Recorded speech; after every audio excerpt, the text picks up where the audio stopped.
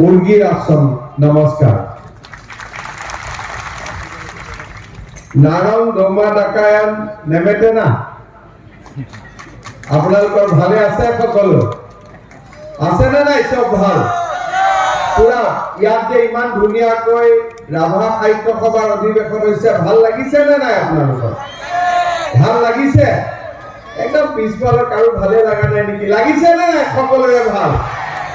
এতিয়া ইমান 50 বছৰ অধিৱেশন হৈছে, মনটো ভাল লাগি থাকিব লাগে, হয়নে নহয়? আপোনালোকে একদম মনটো ঠাণ্ডা কৰি থাকিলে উদ্যোক্তাসকলে পিছত ভাবিব যে সাহিত্য সভাখন ৰাইজে ভালেই নাপালে নেকি, হয়নে নহয়? সেইকাৰণে আপোনালোকে একদম পুৰা আজি গোটেই কাৰ্যসূচীখিনি উপভোগ কৰিব। মই অকণমান সোনকালে যামগৈ, কোকৰাঝাৰলৈকে যাব লাগে, কিন্তু মোৰ পিছত আমাৰ টংকেশ্বৰ ৰাভা ডাঙৰীয়াকে আদি কৰি পৃথ্বীৰাজ ৰাভা সকলোৱে বক্তব্য দিব। আপোনালোক সকলোৱে ভাল কৰি শুনিব। অসমৰ অন্যতম ভূমিপুত্ৰ ৰাভা জনগোষ্ঠীৰ ঐতিহ্য আৰু বুৰঞ্জী আৰু সমসাময়িক চেতনাবোধক প্ৰগাঢ় কৰি তোলাৰ ৰাজ্যখনৰ এক মহান জাতীয় অনুষ্ঠান হৈছে নিখিল ৰাভা সাহিত্য সভা। ৰাভা সাহিত্য সভাই জন্ম লগ্নৰে পৰা জনগোষ্ঠীটোৰ ভাষা সাহিত্যৰ বিকাশৰ দিশত লৈ অহা শক্তিশালী ভূমিকা ৰাভা জনগোষ্ঠীক ৰাজ্যৰ সমাজ জীৱনত বলিষ্ঠতাৰে আগুৱাই যাবলৈ বিশেষ গতি দিছে। ৰাজ্যৰ এই মহান জাতীয় অনুষ্ঠানটোৰ সোণালী জয়ন্তী অধিৱেশনৰ মুকলি সভাত উপস্থিত থাকিবলৈ পাই মই অতিশয় আনন্দিত হৈছো। নৃতাত্ত্বিকভাৱে ৰাভাসকল মংগোলীয় গোষ্ঠী।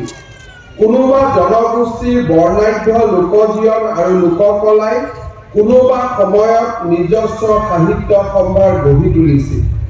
সেই সাহিত্যৰাজি সুসংগতভাৱে আগুৱাই নিয়াৰ বাবে 1973 চনৰ 8 এপ্ৰিল তাৰিখে তেতিয়াৰ অবিভক্ত গোৱালপাৰা জিলাৰ কোকৰাঝাৰ মহকুমাৰ হাকচা গাঁৱত বেবাক ৰাভা কৌৰাং ৰুনচুম অৰ্থাৎ নিখিল ৰাভা সাহিত্য সভাৰ জন্ম হৈছিল। ৰাভা ভাষা চীন তিব্বতীয় বৃহৎ ভাষা পৰিয়ালৰ অন্তৰ্গত তিব্বত বৰ্মীয় ভাষা গোষ্ঠীৰ অসম বৰ্মীয় শাখাৰ বড়ো ভাষা বৰ্গৰ শ্ৰেণীত অন্তৰ্ভুক্ত। অন্যান্য তিব্বত বৰ্মীয় ভাষাৰ নিচিনাকৈ ৰাভা ভাষাৰো নিজস্ব লিপি নাছিল। ৰাভা ভাষাৰ প্ৰাচীন নিদৰ্শন হিচাপে ৰেন্দু বেন্দু পাহাৰৰ শিলালিপিৰ কথাই উল্লেখ কৰিব পাৰি। মোগল সেনাপতি মিৰ্জা নাথানৰ ফাৰ্চী ভাষাত ৰচিত বাহাৰিস্তান-ই ঘাইবি পুথিত ৰাভা শব্দটোৰ প্ৰয়োগ দেখিবলৈ পোৱা যায়। 19বিংশ শতিকাৰ শেষ ভাগৰ পৰা ব্ৰিটিছসকলে বিভিন্ন বিৱৰণ বা প্ৰতিবেদনত ৰাভা ভাষা সম্পৰ্কে মন্তব্য দিয়া দেখিবলৈ পোৱা যায়। 1900 খ্ৰীষ্টাব্দত ৰেভাৰেণ্ড A.F. ষ্টিফেনে ৰংদানিয়া উপভাষালৈ অনুবাদ কৰা দ্য প্ৰডিগেল চন নামৰ নীতি কথা হৈছে ৰাভা ভাষাৰ প্ৰাচীন নিদৰ্শন। লোক সাহিত্যত ৰাভাসকল অতি চহকী। নিখিল ৰাভা সাহিত্য সভাই জনগোষ্ঠীটোৰ বিস্তৃত আৰু প্ৰামাণ্য বিষয়ক বুৰঞ্জী ৰচনাৰ কাৰ্য হাতত লোৱা উচিত। সকলো ধৰণৰ বুৰঞ্জীৰ অধ্যয়ন আৰু গৱেষণাৰ ওপৰত ভিত্তি কৰি ৰাভা জনগণৰ বিভিন্ন সামাজিক দিশৰ প্ৰতিফলনেৰে বুৰঞ্জী ৰচনাৰ বাবে সময়ৰ আহ্বান নিখিল ৰাভা সাহিত্য সভাই কাণ পাতি শুনা উচিত। এই বুৰঞ্জীত থাকিব লাগিব বিজ্ঞানসন্মত বিশ্লেষণ আৰু গৱেষণালব্ধ জ্ঞানৰ আধাৰত লিপিবদ্ধ কৰা জনগোষ্ঠীটোৰ জন্ম আৰু ক্ৰম বিকাশৰ ইতিহাস, ৰীতি নীতি, প্ৰাচীন সমাজ ব্যৱস্থা আৰু কৃষ্টি সভ্যতাৰ কথা। সেয়ে হলে জনগোষ্ঠীটোৰ যথাৰ্থ স্বৰূপ আমি সদায় উপলব্ধি কৰিব পাৰিম। শ্ৰদ্ধাৰ ৰাইজ, মই অসমৰ জনজাতীয় সাহিত্য সভা আৰু জনগোষ্ঠীয় বিশেষকৈ জনজাতিসকলৰ সভা সমিতিত গ'লে এটা দিশ সদায় উল্লেখ কৰি আহিছোঁ যে এটা জাতিৰ পৰিচয় কেৱল মাত্ৰ ভাষা বা কেৱল মাত্ৰ তাৰ সাজপাৰ নহয়। এটা জাতিৰ পৰিচয় হ'ল সেই জাতিটোৰ সৈতে জড়িত আটাইবিলাক জীৱন ধাৰণৰ প্ৰণালী, ঐতিহ্য, পৰম্পৰা, লোককলা, লোকনৃত্য, খাদ্য সম্ভাৰ, এই সকলোবোৰ সামৰি এটা জাতিৰ জাতীয় জীৱন আগবাঢ়ে। আজি অসমৰ জনজাতীয় সমাজৰ ক্ষেত্ৰত আমি দেখা পাওঁ যে এচাম লোকে জনজাতীয় লোকৰ পুৰণি লোকনৃত্য, পুৰণি ৰীতি নীতি আৰু সেই লোকনীতিৰ আধাৰত নিৰ্মিত ধৰ্মীয় বিশ্বাসসমূহৰ পৰিৱৰ্তন ঘটাই তেওঁলোকে এই জনগোষ্ঠীসমূহৰ যি মৌলিকতা, সেই মৌলিকতাসমূহৰ ওপৰত ক্ৰমান্বয়ে আঘাত হনা আমি দেখিবলৈ পাওঁ। আমাৰ জনগোষ্ঠীৰ লোকসকলৰ বিয়া সবাহ কৰা, অনুষ্ঠান কৰা, পিতৃ মাতৃক তৰ্পণ কৰা, পূৰ্বপুৰুষৰ পৰা তেওঁলোকৰ ভাৱৰ আদান প্ৰদান, আশীৰ্বাদ বিচৰা এটা স্পষ্ট জীৱন ধাৰণৰ পদ্ধতি আছিল। কিন্তু আজিকালি পশ্চিমীয়া সভ্যতাৰ প্ৰভাৱত আমাৰ বহুত জনজাতীয় লোকে নিজৰ ধৰ্মীয় বিশ্বাসক হেৰাই পেলোৱা আমি লাহে লাহে দেখিবলৈ পাইছোঁ। মই বিশ্বাস কৰোঁ যে যেতিয়া এটা জনজাতিয়ে নিজৰ পুৰণি ধৰ্মীয় বিশ্বাসৰ পৰা আঁতৰি আহে, সেই জাতিয়ে নিজৰ এক প্ৰকাৰ শিপাৰ পৰা বিচ্ছিন্ন হৈ পৰে। তাৰ পৰা আৰম্ভ হয় সেই জাতি নতুনকৈ পৰম্পৰাৰ সৃষ্টিৰ অভিযান।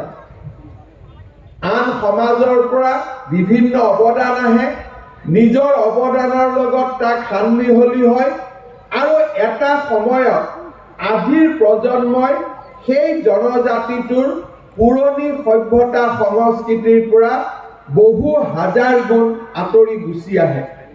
অসমত এটা আন্দোলন আৰম্ভ হৈছিল যে জনগোষ্ঠীসকলৰ আত্মনিৰ্ভৰশীলতাৰ ৰাজনৈতিক আন্দোলন। আজি সেই আত্মনিৰ্ভৰশীলতাৰ ৰাজনৈতিক আন্দোলনটোৱে এটা পৰ্যায় পোৱাৰ পিছত এতিয়া জাতিটোৱে পুনৰ উভতি চাব লাগে যে আমাৰ জাতিটোৰ পৰম্পৰা, আমাৰ জাতিটোৰ কৃষ্টি, আমাৰ জাতিটোৰ ধৰ্মীয় বিশ্বাসৰ মাজত নতুন নতুন কি কি প্ৰথা সোমাই পৰিলে। এই প্ৰথাসমূহে আমাৰ মৌলিকতাৰ ওপৰত প্ৰশ্ন চিহ্ন আনিছে নে কেৱল মাত্ৰ ই জাতিটোক বৰ্ণাঢ্য হোৱাৰ ক্ষেত্ৰত বৰঙণি আগবঢ়াইছে। গান্ধীজীয়ে সদায় কৈছিলে যে দৰ্জা খিৰিকী খোলা ৰাখিব লাগে, ভৰিৰ তলৰ মাটি এৰি দিব নালাগে। মই আজি দেখা পাওঁ যে অসমৰ বহুত জনজাতিয়ে নিজৰ নিজৰ ভৰিৰ তলৰ মাটি তেওঁলোকে ইতিমধ্যে তেওঁলোকৰ লোক কলা, কৃষ্টি আদিৰ লগত কম্প্ৰমাইজ কৰি নিজৰ ভৰিৰ তলৰ মাটি ইতিমধ্যে তেওঁলোকে তাৰ পৰা বহু দূৰ আঁতৰি আহিছে।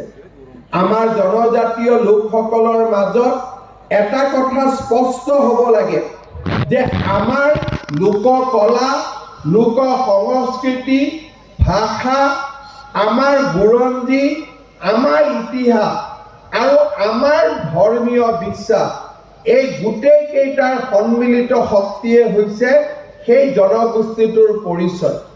যদি আমি ৰাভা নৃত্য পৰিৱেশন কৰিছোঁ কিন্তু আমি ধৰ্মীয় বিশ্বাসক হেৰুৱাই পেলাইছোঁ, জাতিটোৱে পূৰ্ণতা ৰূপ পাব নোৱাৰে। আমি ধৰ্মীয় বিশ্বাসক ধৰি ৰাখিছোঁ কিন্তু আমাৰ ভাষাক আমি হেৰুৱাই পেলাইছোঁ, জাতিটোৱে কেতিয়াও পূৰ্ণতা পাব নোৱাৰে। সেইবাবে মই বিশ্বাস কৰোঁ যে আমাৰ জনজাতীয় সমাজখনে নিজৰ ধৰ্মীয় বিশ্বাস, ধৰ্মীয় পৰম্পৰা, লোক কলা, লোক সংস্কৃতি, ভাষা, এই সকলোবিলাকক খামুচ মাৰি ধৰি ৰাখিব লাগে আৰু সময়ৰ পৰিৱৰ্তনৰ লগত যিসমূহ অৱদান গ্ৰহণ কৰিলে জাতিটোৰ মৌলিকতা শেষ হৈ নাযায়, তেনেবোৰ অৱদানক আমি গ্ৰহণ কৰিব লাগে। মই বিশ্বাস কৰোঁ যে আমাৰ জনজাতীয় লোকসকলে নিজৰ নিজৰ সেই কলা কৃষ্টি ধৰ্মীয় বিশ্বাসক যেতিয়া আমি আকুৰগোজ কৰি ধৰি থাকিম, তেতিয়াই আমাৰ নৱপ্ৰজন্মই জনগোষ্ঠীটোক আগুৱাই লৈ যোৱাৰ বাবে প্ৰেৰণা পাব। মই বিভিন্ন জনজাতীয় সভাসমূহত গ'লে মই এটা কথা সদায় কওঁ যে আমাৰ জনজাতীয় লোকসকলে যেতিয়া আমি কৰবাত বাহিৰত ফুৰিবলৈ যাওঁ, আমি মদৰ দোকানত গৈ ব্ৰেণ্ডি আৰু হুইস্কি খোৱাৰ কোনো প্ৰয়োজন নাথাকে। কাৰণ আমাৰ নিজৰ জনগোষ্ঠীৰ যি আমাৰ পৰম্পৰাগত আমাৰ যি খাদ্য সম্ভাৰ আছে, সেই খাদ্য সম্ভাৰকহে আমি ধৰি ৰাখিব লাগে। আজি মই গাঁওবিলাকত দেখা পাওঁ যে আমাৰ বহুত জনজাতীয় লোকৰ মাজত তেওঁলোকে আজি ঘৰত গৈ ঘৰত যেতিয়া তেওঁলোকে গধূলি ঘূৰি আহে, হুইস্কি আৰু ব্ৰেণ্ডি লৈ আহে। তাৰ জেগাত সাজ, ৰহি, চক আদি থাকোঁতে আমি এই ধৰণৰ বস্তু ঘৰত লৈ অহাৰ প্ৰয়োজনীয়তা ক'ত থাকে? তেনেকুৱাটো প্ৰয়োজনীয়তা আমাৰ নাথাকে। আমাৰ নিজৰ বস্তুখিনি আমি কিয় এৰি দিম? মই আজিকালি বহুত জনজাতীয় লোকক দেখিছোঁ কোট আৰু টাই মাৰি বিয়া পাতে। কোট আৰু টাই মাৰি বিয়া পাতিলে আমাৰ জনগোষ্ঠীটোৰ পৰিচয় ক'ত থাকিব? মই আজিকালি আমাৰ জনগোষ্ঠীসমূহৰ সাংস্কৃতিক অনুষ্ঠানত দেখিছোঁ আমাৰ জনজাতীয় গীত মাতৰ পৰিৱৰ্তে আমাৰ আন ধৰণৰ গীত মাত 80% হয়, জনজাতীয় গীত মাত 20% হয়।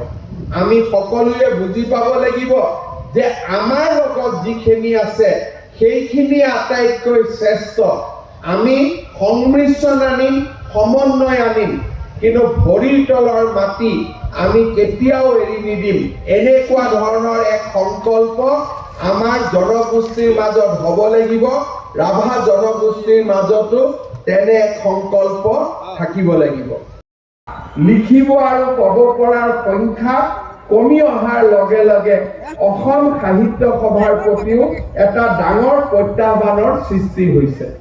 আজি মই দেখা পাওঁ যে আমাৰ অসমীয়া ভাষী ল'ৰা ছোৱালীসমূহে ইংৰাজী মাধ্যমৰ বিদ্যালয়ত যোৱাৰ ফলত আৰু সেই বিদ্যালয়ত দেউতাক মাকে অসমীয়া ক খ খিনি লিখোৱাৰ বাবে নোকোৱাৰ ফলত লাহে লাহে আমাৰ অসমীয়া ভাষাৰ লিখিত স্বৰূপটোৰ ওপৰত এটা ডাঙৰ প্ৰত্যাহ্বান আহিছে। কথিত ভাষা চলি আছে, কাৰণ ঘৰত আমি মাতৃভাষাত কথা পাতোঁ, কিন্তু লিখিত ৰূপত ক খ অ আ জনা ল'ৰাৰ সংখ্যা ক্ৰমান্বয়ে কমি আহিছে। মই ৰাভা হাছঙক আৰু ৰাভা সাহিত্য সভাক অনুৰোধ কৰিম যে আমাৰ ৰাভা হাছঙত শিক্ষাৰ পৰিৱেশ আমি কেনেকে আগুৱাই লৈ যাব পাৰোঁ, কেনেকে প্ৰতিখন স্কুলক গতিশীল আৰু জীৱন্ত কৰিব পাৰোঁ, তাৰ ওপৰত আমাৰ মাজত আলোচনা হ'ব লাগে। প্ৰত্যেকবাৰে প্ৰত্যেকখন স্কুলৰ মেট্ৰিকৰ ৰিজাল্টৰ ওপৰত পৰ্যালোচনা হ'ব লাগে। শিক্ষক নিযুক্তিৰ ওপৰত কি ধৰণে আমাৰ ল'ৰা ছোৱালীক টেট পাছ কৰাৰ বাবে আমি প্ৰেৰণা যোগাব পাৰোঁ, সেই ক্ষেত্ৰত আমাৰ মনোনিৱেশ কৰিব লাগে।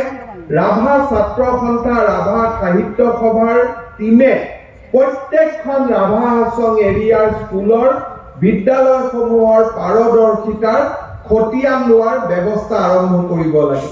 কাৰণ শিক্ষাৰ অবিহনে কোনো এটা জাতি কেতিয়াও জীয়াই থাকিব নোৱাৰে। আমাৰ দুখীয়া দেউতাক মাকে ল'ৰা ছোৱালীক ইংৰাজী মাধ্যমৰ বিদ্যালয়ত দিব লগা বাধ্য হৈছে, কিয় আমাৰ চৰকাৰী মাধ্যমৰ বিদ্যালয়সমূহত যি ধৰণে আমি পাঠ্যক্ৰমত পৰিৱৰ্তন আনিব লাগে, যি ধৰণে শিক্ষকৰ পৰ্যাপ্ততা থাকিব লাগে আৰু শিক্ষকসকলেও একাগ্ৰচিত্তে কাম কৰিব লাগে, তাৰ বহুবিলাক অভাৱ আমি দেখিবলৈ পাইছিলোঁ। এতিয়া গুণোৎসৱেই হওক, শিক্ষকৰ নিযুক্তিয়ে হওক, এই অভাৱবিলাক পূৰণ কৰিবৰ বাবে আমি চেষ্টা কৰিছোঁ। কিন্তু সমাজে যদি আমাৰ বিদ্যালয়সমূহৰ ওপৰত চকু নাৰাখে তেতিয়াহ'লে আমাৰ শিক্ষা ব্যৱস্থা সম্পূৰ্ণভাৱে বিধ্বস্ত হৈ পৰিব।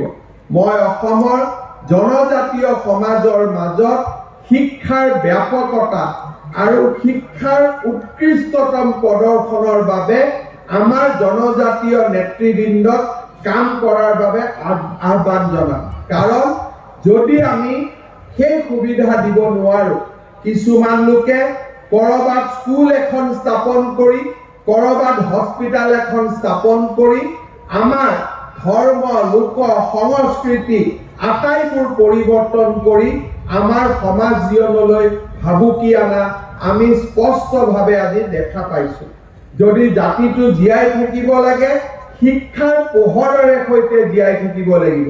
আৰু সেই দিশত মই নিখিল ৰাভা ছাত্ৰ সন্থাই হওক, নিখিল ৰাভা সাহিত্য সভাই হওক, ৰাভা জাতীয় অনুষ্ঠানসমূহক মই নিশ্চয় আজিৰ এই সভাত আহ্বান জনাম। গ্ৰন্থৰ প্ৰকাশৰ সমগ্ৰ ব্যয়ৰ বাবে 50 লাখ টকা ৰাজ্য চৰকাৰৰ পৰা নিখিল ৰাভা সাহিত্য সভাক দিয়াৰ বাবে মই আজিৰ সভাতে ঘোষণা কৰিছোঁ। অহা কালি বা পৰহি মই চেকখন পঠাই দিম। গোটেইখিনি অনুবাদৰ বাবে যি খৰচ হৈছিল গোটেইখিনি আপোনালোকে সেই টকাৰ পৰাই ব্যয় কৰিব পাৰিব।